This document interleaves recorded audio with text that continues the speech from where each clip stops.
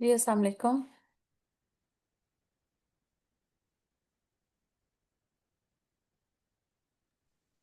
अस्सलाम वालेकुम madam. Madam, सबको आपकी क्लास का पता है? अभी तक इतने सारे लोग ऑनलाइन ही नहीं हुए। तो आज मंडे है, मंडे को होती है मेरी क्लास।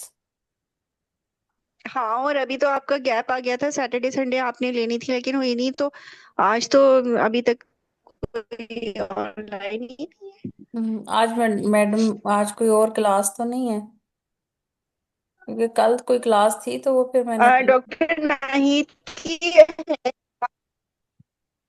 हाँ, कल तो खैर बहुत अच्छा उन्होंने बताया था यूरिन डायनामिक्स के। हम रिकॉर्डिंग स्टार्ट कर रहे हैं।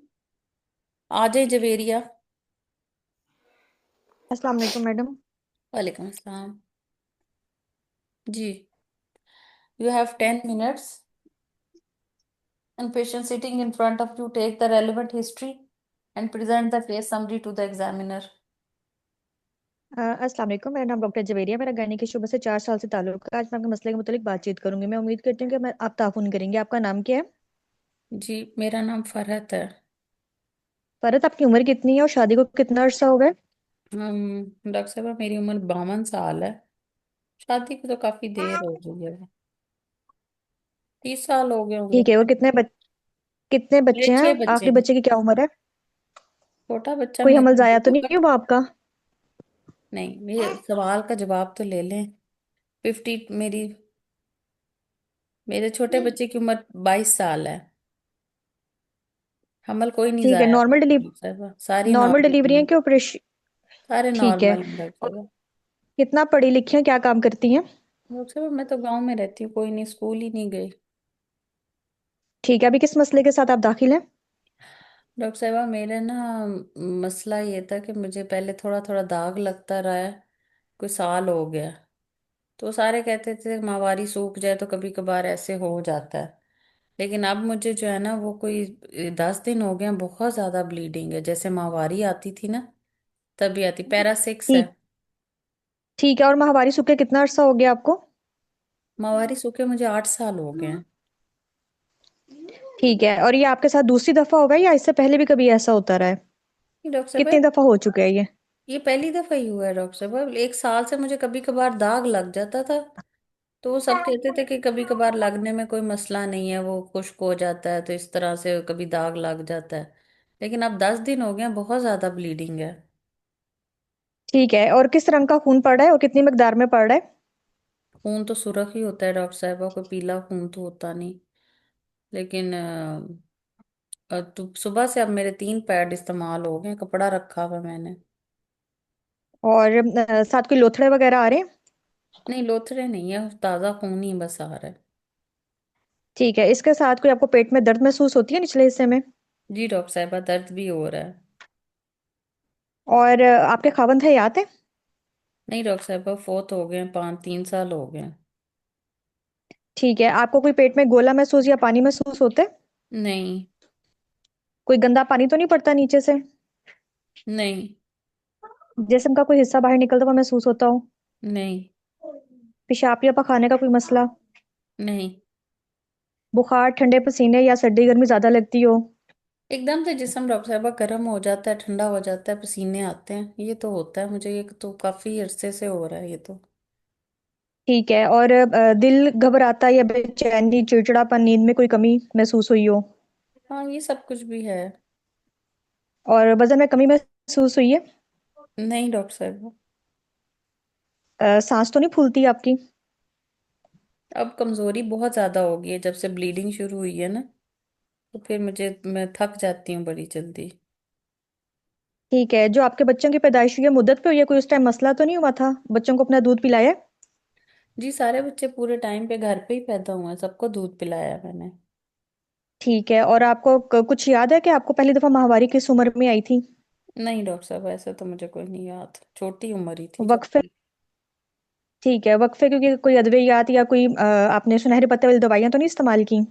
नहीं डॉक्टर साहब। बच्चेदानी के मुंह का टेस्ट होता रहे जिसको शीशे वाला टेस्ट कहते हैं? नहीं डॉक्टर साहब। ठीक है। आपको कोई ब्लड प्रेशर, शुगर, टीबी, दमा, दिल का कोई मसला या खानदान में कोई ऐसा मसला तो नहीं है? जी डॉक्टर साहब, मुझे शुगर है। कितने अरसे से है? शुगर को हो गया कोई 10 साल। और क्या दवाइयात ले रही हैं इसके लिए? कंट्रोल है आपकी शुगर? जी डॉक्टर साहब, पहले तो गोलियां खाती थी, अब इंसुलिन लगाती हूँ। ठीक है, और अपने डॉक्टर को आप चेक करा रही हैं ना इसके लिए? नहीं डॉक्टर साहब, कोई 2-3 सालों से तो नहीं कराया चेक, बस इंसुलिन ही लगाती जाती हूँ। घर में बच्चे चेक कर लेते हैं। शोहर फोत हो गया तो उसके बाद फिर जरा इतना आना जाना नहीं मैं डॉक्टर के पास रख सकी। बच्चों के पास होती हूँ तो फिर कभी चेक ठीक है। करा लेते हैं, मुझे कभी नहीं कराते। ठीक है, मुझे ये बताएं कि आपको कभी इससे पहले कोई आपका ऑपरेशन तो नहीं हुआ, या कोई शुआएं लगी हों? नहीं डॉक्टर साहब, कोई ऑपरेशन नहीं हुआ। कोई खून पतला करने वाली अद्वियात तो नहीं इस्तेमाल कर रही हैं? नहीं डॉक्टर साहब, कोई दवाई, सिर्फ इंसुलिन हाँ, लगाती हूँ। ठीक है। और खानदान में किसी को छाती का सरतान या आंतड़ियों का सरतान या बच्चेदानी का या बिजेदानी का सरतान तो नहीं है? डॉक्टर साहब, मेरे भाई को था, अंतड़ियों का कैंसर था भाई को। ठीक है, और माजरत के साथ आती हूँ का सवाल पूछूंगी कि कोई सिगरेट नोशी या नशावर चीज तो नहीं इस्तेमाल करती हैं? नहीं। किसी चीज से एलर्जी वगैरह तो नहीं? कभी कोई खून की बोतलें तो नहीं लगी हैं आपको?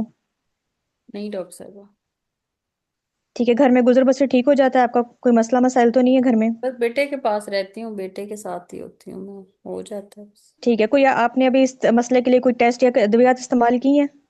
नहीं डॉक्टर साहब, अभी इधर ही आई हूँ। कुछ और बताना चाहती हैं अपने मसले के बारे में मुझे आप? नहीं डॉक्टर साहब, बस आप पूछें जो और कुछ नहीं। चलें, ठीक है।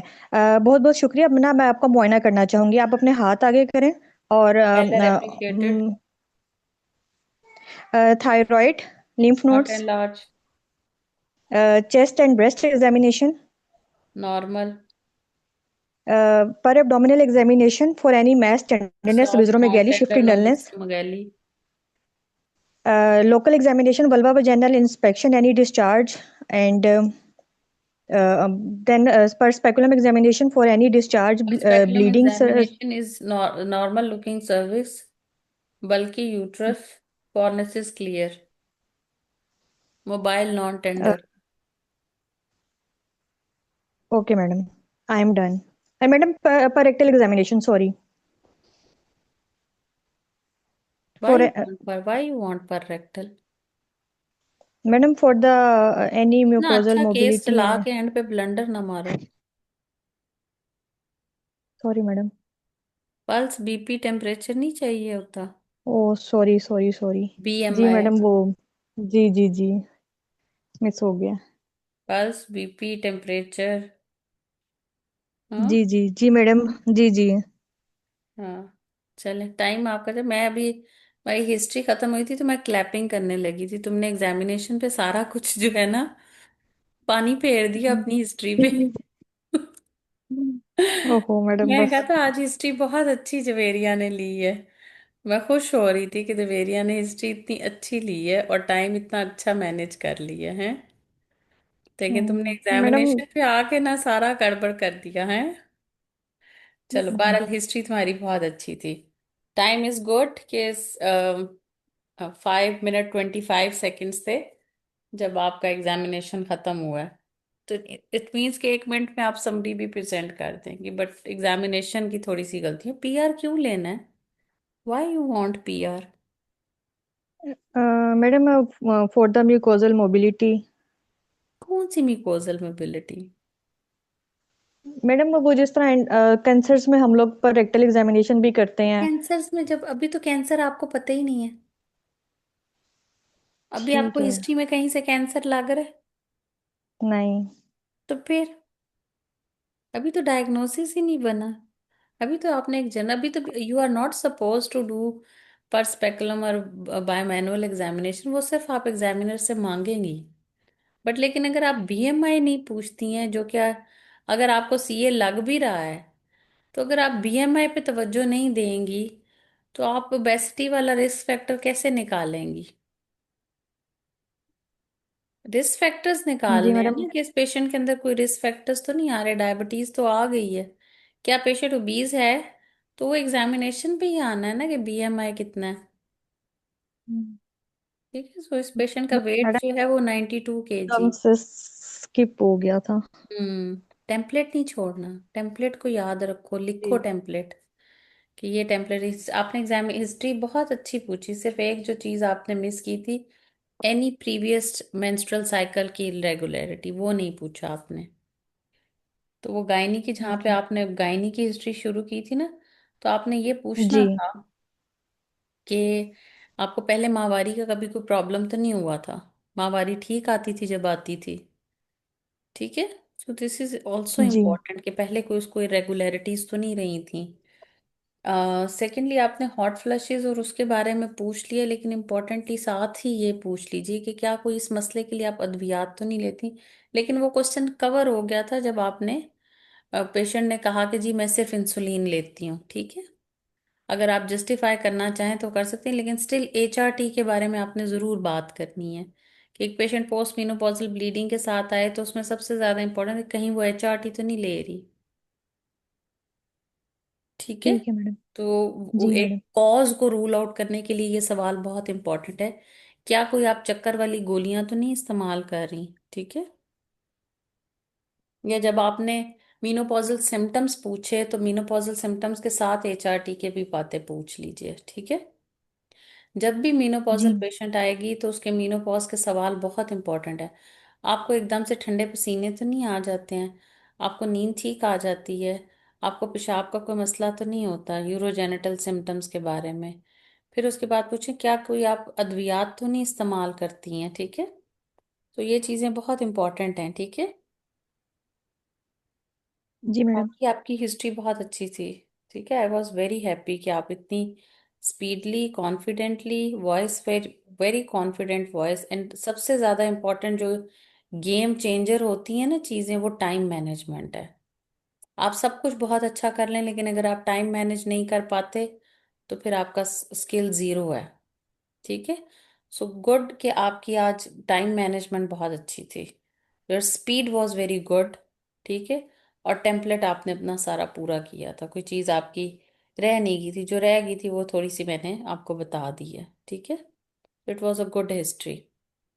बस एग्जामिनेशन में कभी भी शुरू ही भी आपकी रिफ्लेक्स होना चाहिए, बीएमआई से शुरू करना है, पल्स, बीपी, टेम्परेचर, ठीक है। फिर आप पैलर, थायराइड, इन सब चीज़ों के ऊपर जाइए, ठीक है। जी मैडम, थैंक यू मैडम। चलिए केस समराइज करें ना। Mrs. Farad, 52 years of age, married for 30 years, para 6, was last childborn 22 years ago, presented with, and last menstrual period 8 years back, presented with postmenopausal bleeding since 1 year, but more worsening of the symptoms since last 10 days. She is a known case of diabetes, taking insulin and well controlled on it. And on examination, her BMI is 90. Her obesity is class 2, and paler appreciated on per vaginal examination, bulky uterus, mobile, non-tender. Rest of the examination is unremarkable. Good good, very good. जी, पूछे, अब किसी ने कुछ पूछना है history से मुतालिक, कोई चीज आपको लगता है कि मिस हो गई है तो वो पूछ लें। मैडम इन्होंने थोड़ा सा बस समरी में ब्रदर की हिस्ट्री क्रोनिक सीए की थी, वो एक पॉइंट मिस कर दिया है। वो बस करते हैं। हम्म, फैमिली हिस्ट्री है ना, कोलन वाली है, उसमें वो HPNN जो होता है वो आ सकता है ना, कोलोनिक के साथ फिर वो हेरिडिटरी में चला जाता है तो शक हो सकता है। जी, हिस्ट्री से रिलेटेड, एग्जामिनेशन से रिलेटेड कुछ और पूछना है। यूजली जो आपके सीएस के केसेस आएंगे भी ना शॉर्ट केस के तौर पे, या इस तरह से पोस्ट मेनोपॉजल ब्लीडिंग, उन पेशेंट्स के अंदर यूजली आपको एग्जामिनेशन में फाइंडिंग सवाए हो सकता है पैलर के मिल जाए, लेकिन यूजली उसके अंदर फाइंडिंग्स नहीं होती हैं। आप प्रैक्टिकली भी जब देखेंगे ना ऐसे पेशेंट्स, तो उनके अंदर आपको वो बहुत अच्छी फाइंडिंग्स नहीं मिलेंगी। आपको लगेगा अच्छा नॉर्मल सा केस है, नॉर्मल सा केस है, बट द हिस्टोपैथोलॉजी केम कम जब के आती है तो हमारे पास तो ऐसे हो जाता है, वेरी अनफॉर्चुनेटली, वेरी अनफॉर्चुनेटली। ये पेशेंट जो अभी मैं आपसे डिस्कस कर रही हूँ, ये इसकी डेथ हो गई है, क्योंकि इसका जो है ना विद इन 6 वीक्स जो है ना सर्जरी के मैस एकदम से ग्रो करना शुरू हुआ है, और वो काफ़ी ज़्यादा बढ़ गया था, रेडियोथेरेपी तक भी नहीं जा सकी वो। ये वाला केस जो था। बहरहाल अभी हम इसको आगे डिस्कस दूसरे तरीके से करेंगे। जी, चलें, आ जाएं जवेरिया। कोई और क्वेश्चन नहीं है जी तो हम मैडम। कंटिन्यू करते हैं। सो तेरे मैं टाइमर आपका दोबारा लगा लूँ। जी। On the basis of history and examination, what are your differential diagnosis? My differential diagnosis is bleeding of endometrial region, which could be benign or malignant, cervical pathology, atrophic vaginitis, endometritis. It could be any pelvic inflammatory disease, including tuberculosis. आपकी history में कहाँ पे TB था? कोई fever की history थी, कफ थी, night sweats थे? नहीं मैडम। तो फिर टीबी क्यों डाल रही हैं? वजाइनल डिस्चार्ज की हिस्ट्री थी? नहीं। एंडोमेट्राइटिस कैसे हो गया फिर? डायग्नोसिस मैंने कहा हिस्ट्री और एग्जामिनेशन की बेसिस पे। अच्छा, और क्या आपने बनाया? सर्वाइकल पैथोलॉजी हो सकती है, एंडोमेट्रियल पैथोलॉजी हो सकती है, ठीक है, ये दोनों तो ठीक हो गए। एंड अब madam atrophic vaginitis. Atrophic vaginitis इतना ब्लीड नहीं करता, ठीक है। ओके। हाँ, इतना ब्लीड नहीं करता, ठीक है, यूजली नहीं करता bleed. And madam cervical and endometrial polyp. Yes, that is very important. पहला डायग्नोसिस पोस्ट मेनोपॉजल के अंदर पॉलिप है, वेरी कॉमन। बिनाइन कंडीशन जो होगी वो एंडोमेट्रियल पॉलिप हो सकता है कोई, ठीक है। सर्वाइकल तो नजर आएगा ना, एंडोमेट्रियल पॉलिप होगा पहली चीज, ठीक है। सो पोस्ट मेनोपॉजल ब्लीडिंग के अंदर इतनी हैवी ब्लीडिंग के साथ या तो आप इसको मेलिग्नेंसी कर सकते हैं, एंडोमेट्रियल मेलिग्नेंसी और सर्वाइकल मेलिग्नेंसी, और उसके अलावा आप एंडोमेट्रियल पॉलिप रखें सबसे पहले, ठीक है। अगर वजाइनल यस डिस्चार्ज मैम। और कंफ्यूजन हो तो फिर आप इन्फेक्शन वाली बातें करें, अदरवाइज ना करें, ठीक है। पोलिप रख लें, ओके मैम। एंडोमेट्रियल हाइपरप्लेजिया रख लें, एंडोमेट्रियल सीए कर लें, cervical pathology in the form of cervical intraepithelial neoplasia और सर्वाइकल सीए, ठीक है। इस तरह से जी करके मैम। बनाइए। आप जब एंडोमेट्रियल पैथोलॉजी कह देते हैं तो फिर आप सारे डायग्नोसिस बीच में डाल देते हैं, फिर वो और करेंगे तो आपके पास ऑप्शन नहीं रहेगी। तो बेहतर है उसको अलग अलग कर लेना। Madam, it could be endometrial polyp, it could be endometrial CA, it could be endometrial hyperplasia. अब मैंने तीन बातें आपकी उस एक बात में बता दी हैं, जो आपने कहा इट कुड एंडोमेट्रियल पैथोलॉजी। अब एंडोमेट्रियल पैथोलॉजी एक ब्रॉडर टर्म है, लेकिन मैंने उसको तीन बातों में कर दिया, तो आपके तीन डायग्नोसिस तो हो गए ना। उसका और करना बंद हो जाएगा एग्जामिनर का, ठीक है। Yes ma'am. हाँ, ठीक है। तो इसलिए आप इसको डिटेल में कीजिए। Okay, what investigation you want to perform? Madam number one में टिपिकल और एटिपिकल हाइपरप्लेजिया ऑफ एंडोमेट्रियम ही रखेंगे ना सबसे पहले, फिर एंडोमेट्रियल पॉलिप, फिर एंडोमेट्रियल सीए। हाँ, पहले बिनाइन को रखें ना, बिनाइंस को रखें पहले, पॉलिप बहुत कॉमन है पोस्ट मेनोपॉजल में, ठीक है। Okay, what investigation you want to perform? I need baseline investigations including complete blood count with date and time for hemoglobin, platelet count, total leukocyte count, 8 gram TLC platelet uh, normal, viral serology, hepatitis B surface antigen, anti-HCV, anti-HIV antibodies, negative, blood group with RH status, O positive, complete urine examination for nitrite, pus cells, protein and 2+ glucose, glycosuria, और 10 to blood 20 sugar pus and सेल्स, blood sugar random and HbA1c. 230, HbA1c is 9। Okay madam, pus cells कितने बताए हैं आपने मुझे? 10 to 20. Madam, I need urine culture report. Not done. Then I need the specific investigations, including the transvaginal ultrasound for the endometrial pathology and the including the endometrial thickness and the regularity and any adnexal mass and the uterine size. Uterus size is 7 into 6 into 3 centimeters. Endometrial thickness is 9 mm. No other, rest of the pelvic ultrasound is normal. I need the liver function test for ALT, AST, and the bilirubin, and the renal function test, urea and creat levels. Not done. HB Any आपको कितनी PAPS बताई थी? 8 ग्राम Owens. तो क्या चाहिए और? जी madam, मैं आ रही थी इसके सब. Madam, red blood cell indices MCV, MCH, MCHC and the All peripheral reduced. smear report All reduced. along with the Microcytic hypochromic anemia. ferritin levels. Not done. Okay. Madam, if any pap smear report available, Not done yet. any endometrial biopsy report available. Not done. Okay. So Madam, proceed. How will you manage this patient now?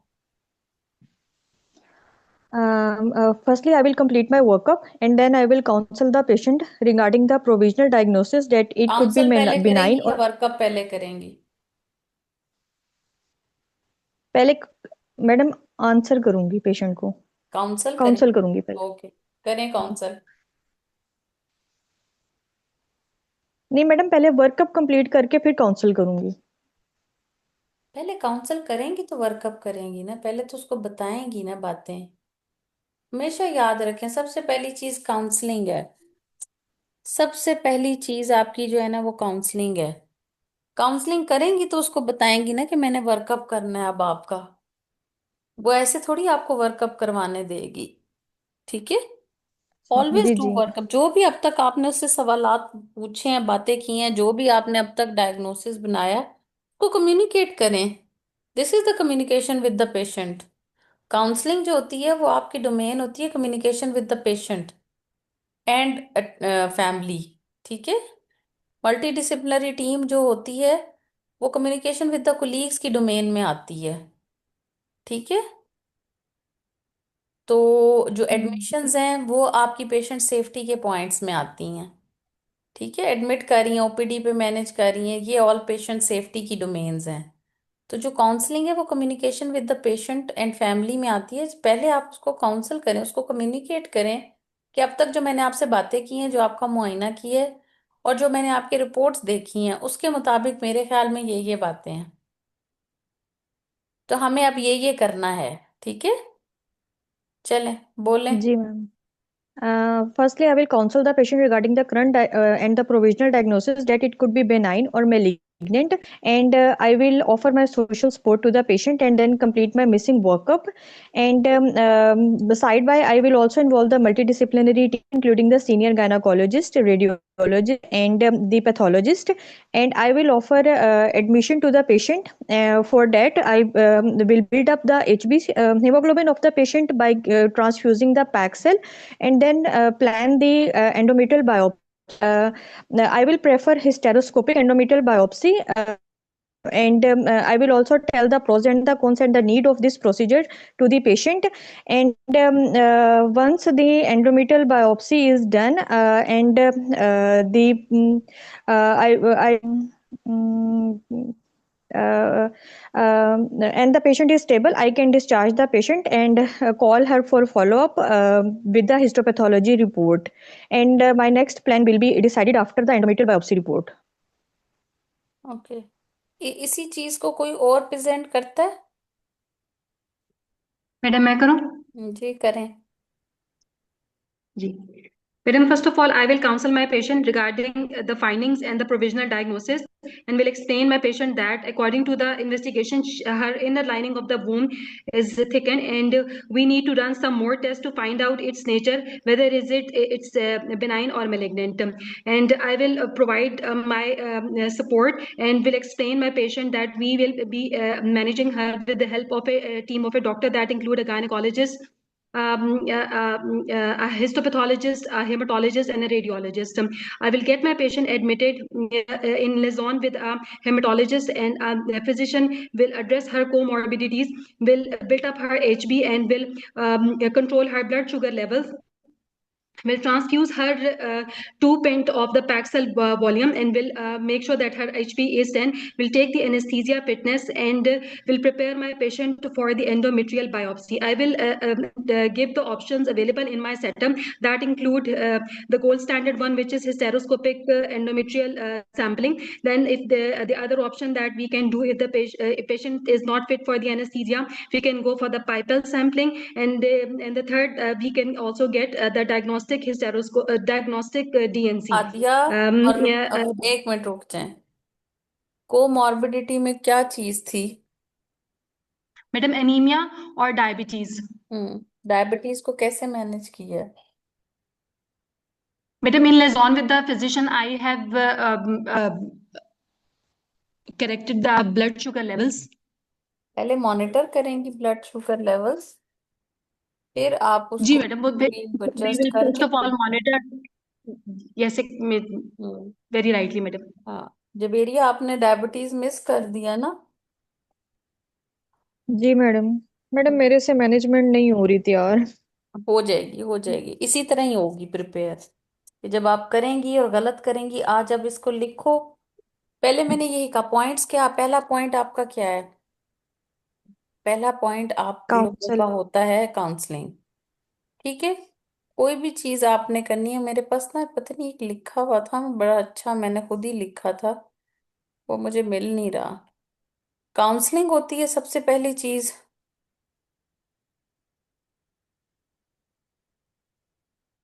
हम्म, कहाँ पे चले गए हो? Cases में है, templates में है। हम्म, पता नहीं कहाँ पे चले गए। मैंने बड़ा अच्छा हुआ ना एक बनाया हुआ था, कि उसमें आपने काउंसलिंग करनी है, फिर आपकी एम होती है, फिर आपका ट्रीटमेंट होता है। ठीक है, जैसे अब इसके अंदर आप काउंसलिंग करेंगी, उसको बताएंगी कि जी आप, मुझे लग रहा है कि आपको ये मसाइल हैं। ठीक है, और इसकी वजह से आपको ये हो सकता है। ठीक है, तो हमें अब ये करना है। फिर मैंने उसका एम, मेरा क्या है, माय एम और plan is pipelle sampling.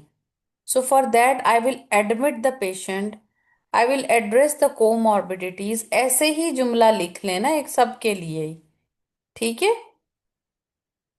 It is for all, not for one. ठीक है, तो ये जब आप कर लेंगे तो फिर आपके लिए चीजें आसान हो जाएंगी। ठीक है। मुझे अगर वो मिलता है ना कहीं पे,